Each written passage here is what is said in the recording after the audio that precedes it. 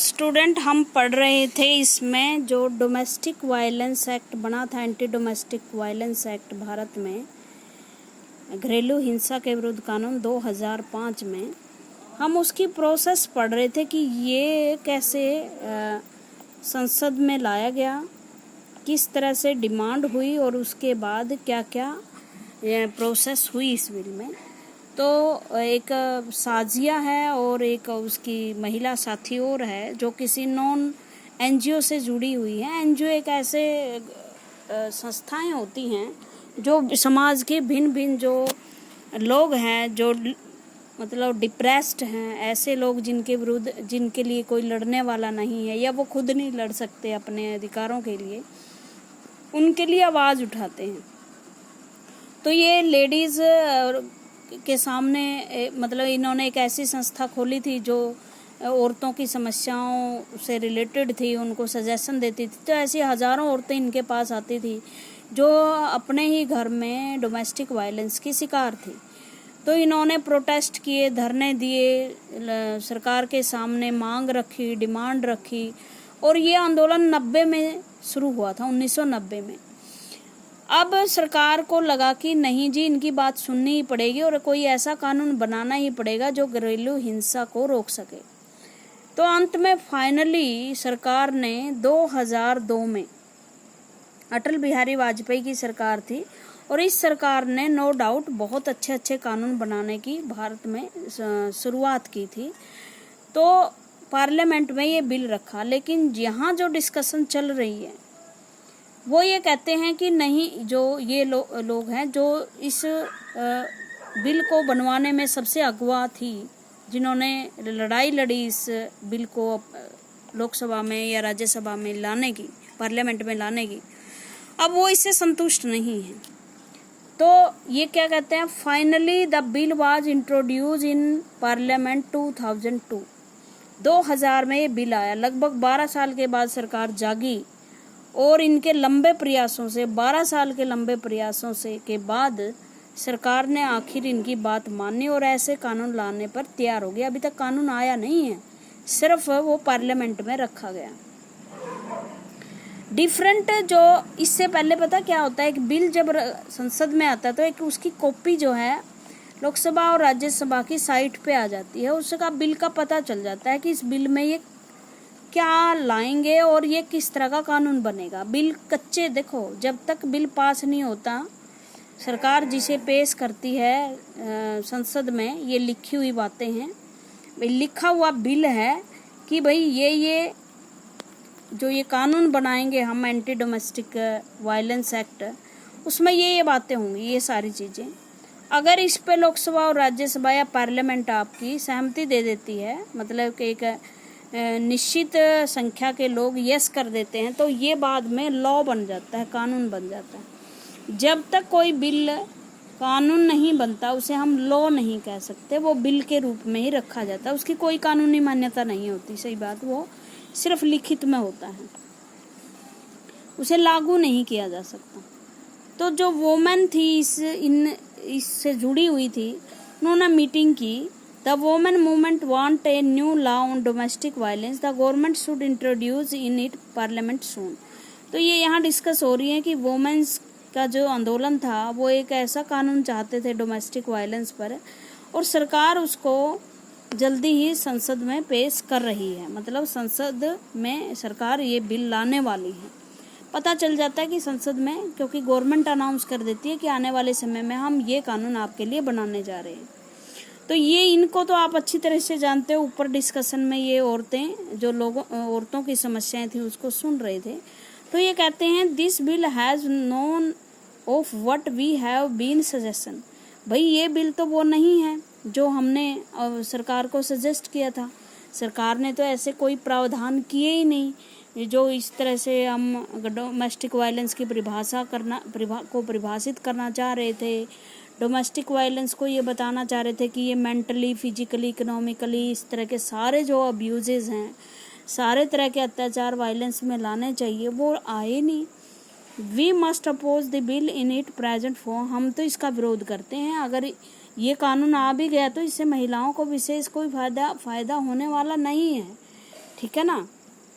Let us have a press conference. अब ये कहती है कि चलो प्रेस कॉन्फ्रेंस करते हैं। प्रेस कॉन्फ्रेंस का मतलब मीडिया को बुलाते हैं, रिपोर्टर को बुलाते हैं, उनके माध्यम से हम अपनी बात रखते हैं और उसके बाद सरकार तक वो बात पहुंच जाएगी। We could also start in online petitions, और हम पिटिशन भी, याचिकाएं भी दर्ज करते हैं महिलाओं की तरफ से। उसके बाद क्या हुआ, घटनाएं और भी घटती हैं। Several women organization, national commission for women made submission to the parliament standing committee. और इस तरह से देखो, जब कोई बिल संसद में आता है तो सरकार, जो संसद के लोग हैं, उनके पास इतना टाइम नहीं होता कि वो सारे बिल को डिस्कस कर सकें, या उनमें से कानूनी एक्सपर्ट नहीं लोग होते। तो पार्लियामेंट्री स्टैंडिंग कमेटी ऐसी कुछ, इसमें 6-7 लोग बिठा दिए जाते हैं और उनको ये काम किया दिया जाता है कि भाई इस कानून को तुम अच्छी तरह से पढ़ लो, इस बिल को तुम अच्छी तरह से पढ़ लो कानून बनने से पहले। अगर इसमें कोई कमी है, इसमें कुछ ऐड करना है या इसमें से कुछ घटाना है, तो हमें सजेशन दे दो, सरकार को सजेशन दे दो, हम उसी तरह का बिल आपको बना देंगे। तो जब ये बिल पार्लियामेंट्री स्टैंडिंग कमेटी के पास गया तो उन्होंने इनको बुलाया, जो नेशनल कमीशन था वुमेन्स के, 1990 में ही नेशनल कमीशन बन गया था वुमेन्स के लिए। इसका जिक्र संविधान में भी था, महिलाओं के अधिकारों को प्रोटेक्ट करने के लिए एक कमीशन है हमारे देश में, नेशनल वुमेन कमीशन। तो उसको भी बुलाया गया। ये जो सेवरल एनजीओज थे जो वुमेन्स के लिए लड़ रहे थे, उनको भी बुलाया गया। तो अंत में जो esteemed member of parliamentary standing committee, the present bill must be changed, we don't not agree with the definition of domestic violence being proposed.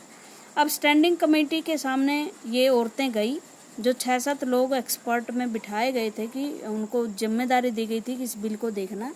उनके सामने ये वुमेन कमीशन और दूसरी औरतें गई और उन्होंने कहा कि जी, जो आप इस बिल में जो डोमेस्टिक वायलेंस की परिभाषा आप देना चाह रहे हो, उससे हम सहमत नहीं हैं, उसको और भी थोड़ी सी इलेबोरेट करो, उसमें बहुत सारी और चीज़ें शामिल आप करो कि उनको आवास मिलना चाहिए, उनको अगर आप गाली देते हो तो वो भी अपराध में लाया जाना चाहिए, अगर आप पैसे खर्चे नहीं देते तो भी उसको भी अपराध में लाया जाना चाहिए। तो इस तरह से उन्होंने सजेशन दिए। The law need to provide the temporary custody of the children. और जो बच्चों की कस्टडी है, कई बार क्या किया जाता है कि माँ को से बच्चे छीन लिए जाते हैं। उनको सबसे बड़ा डर यही होता है कि उनके बच्चों को छीन लिया जाएगा। बाप, अक्सर हमारी सोसाइटी में ये माना जाता है कि बच्चे बाप के होते हैं, माँ का उन पर कोई अधिकार नहीं होता। तो वो कहती हैं कि इसमें सबसे बड़ी ज़रूरत ये है कि बच्चों की कस्टडी माँ को दी जानी चाहिए, ठीक है, और उनका कस्टडी दो तो साथ में उनका खर्चा भी दो माँ को, माँ पाल रही है तो इस तरह से दिसंबर 2002 में the standing committee submitted its recommendation to the Rajya Sabha and these were also tabled in the Lok Sabha. Standing committee ने जो उन औरतों से बात की तो उन्होंने राज्यसभा और लोकसभा में जितने भी अपने सुझाव थे, रिकमेंडेशन सुझाव होते हैं, उनको रखा पार्लियामेंट के सामने कि आपके इस बिल में ये कमी है और इसमें ये सुधार कर लो।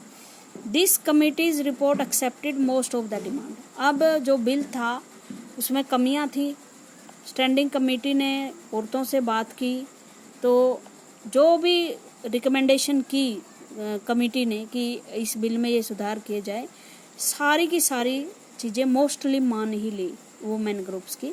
और अंत में जो बिल आया 2005 में पार्लियामेंट में इसको इंट्रोड्यूस किया गया 3 साल बाद। देखो, कानून बनने में टाइम लगता है डेमोक्रेसी में, क्योंकि अगर हम बहुत जल्दी कानून बना लेंगे तो वो कानून अंत में सही साबित नहीं होते। तो इसलिए डेमोक्रेसी में सलाह मशवरा बहुत ज़्यादा होता है, डिबेट बहुत ज़्यादा होती है, तो कानून इस तरह से लंबा समय ले लेते हैं। उसके बाद ये पास हो गया, दोनों जो संसद के सदन थे, लोकसभा और राज्यसभा ने इसे पास कर दिया, ठीक है। After being passed in both house of parliament के दोनों हाउसेज में पास हो गया। उसके बाद इसको प्रेसिडेंट के लिए, आपको पता है, प्रेसिडेंट के पास भेजा जाता है, उसने उसको साइन कर दिया। और जो डोमेस्टिक वायलेंस का एक्ट है वो 2006 में लागू हो गया, ठीक है। लागू होने में और बिल बनने में बड़ा फ़र्क होता है।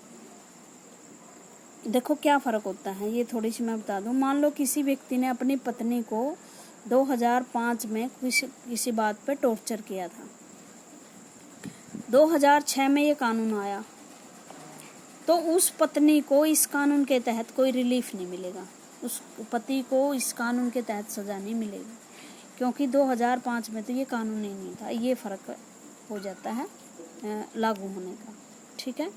उसके बाद esteem member of parliamentary standing committee, the present bill must be change, we do not, ये तो हम पढ़ चुके थे और ये बिल चेंज भी हो गया था। और उसके बाद एट द प्रेस कॉन्फ्रेंस 2006 में एक प्रेस कॉन्फ्रेंस की इन्होंने बात की थी कि प्रेस कॉन्फ्रेंस बुलाएंगे। What is this new law, ये नया कानून क्या है। This law is first in recognizing a women right to the women free violence free home and provide a comprehensive definition of the domestic violence. जब ये bill pass हो गया, reporter media उससे पूछते हैं, जो वुमेन कमीशन की औरतें हैं उनसे पूछते हैं कि ये क्या है बिल, तो ये कहते हैं कि इससे क्या होगा, घरों में जो हिंसा होती है महिलाओं के विरुद्ध वो अब नहीं होगी और जो औरतें हैं वो इस बिल के द्वारा प्रोटेक्टेड होंगी। उसके बाद this is civil law aimed at providing relief to million of women including wifes, mother, daughter and sister affected by violence in their home. ना केवल पत्नी की पिटाई होती है, कई बार बहनें, जो बेटियां होती हैं, जैसे ऑनर किलिंग के नाम पर बेटियों को मार दिया जाता है। इवन मदर, अगर आप वृंदावन वगैरह में जाओगे, वहाँ विधवाएं भीख मांगकर अपना गुजारा करती हैं, तो उन्हें घर से निकाल दिया जाता है। तो ये सबको प्रोटेक्ट करेगा ये कानून, ये प्रेस कॉन्फ्रेंस में बता रही हैं महिलाएं, ठीक है। उसके बाद this is a very significant step because it recognize the right of women to live in a shared household. Women can get a protection under order against any further violence. Women can get monetary relief to meet their expensive including medical cost.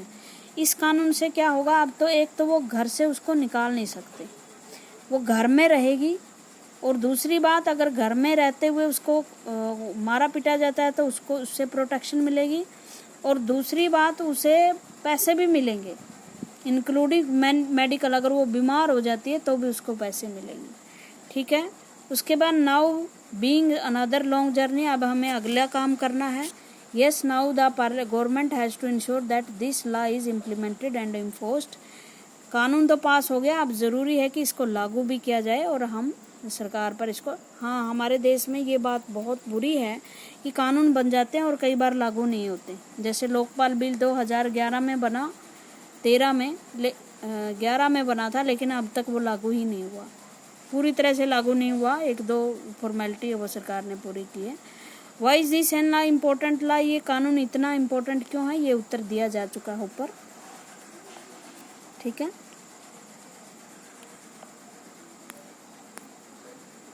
आज के लिए इतना ही, एक छोटी सी slide और बनेगी। Thank you very much.